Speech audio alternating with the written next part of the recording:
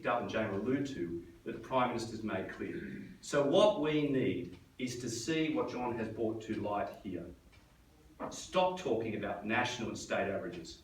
Actually support the 12 regional trials that were recommended by the National Commission back in its report in November 2014 to the government. Get on with the serious work. That requires targeted strategic investment and real-time data.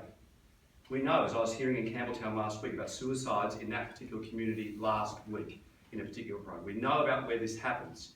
Any other major public health issue, any outbreak of infection, any major change is reported back in real time so that public health agencies can take actions in real time.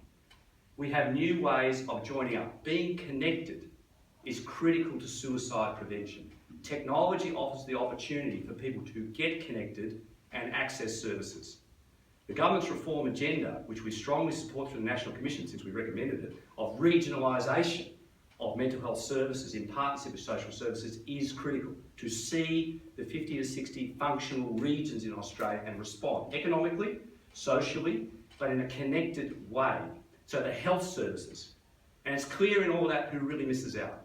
Regional and rural Australia and the outer fringe of our major cities miss out. They're facing the economic transformation. They've always done poorly out of the current arrangement under Medicare services. There's a need for serious Medicare reform, regionalisation of services and connecting with new technologies.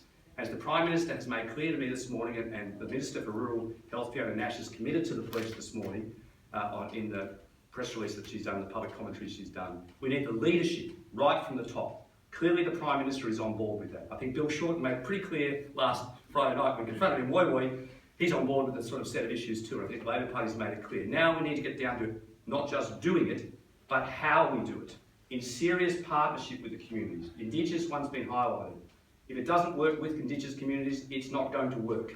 But the same is true of the community of Woy, the same is community of the Gold Coast, the same is true of the communities of the Central Queensland towns. It has to work in partnership. It has to bring health services. It has to use new technologies so people are connected and supported while they deal with the serious economic transformation of the coast. This is exactly the sort of data that the National Commission has been calling for to actually track in real time. As John's emphasised, we need that not to be 2012 data.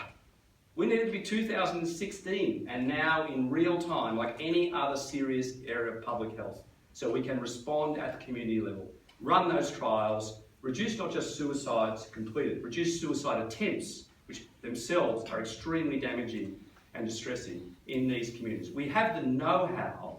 What we have lacked is the national leadership to implement that.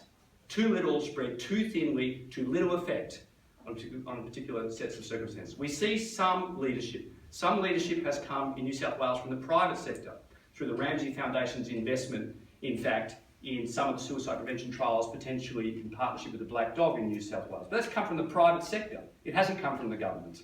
We've seen the New South Wales Mental Health Commission invest in some of the trials that have been associated with technology in Broken Hill and the Central Coast in Western Sydney. It's time for national action. Because when you go to the electorates, where it really matters isn't so much in New South Wales. It actually matters in Queensland, in WA, in the places in South Australia like Whyalla, which are under fundamental threat at the moment through the changes in the economic circumstances, in Tasmania. We need to identify those communities and out of this whole process have serious trials with serious infrastructure that allows the commitment to turn into real action. Thank you.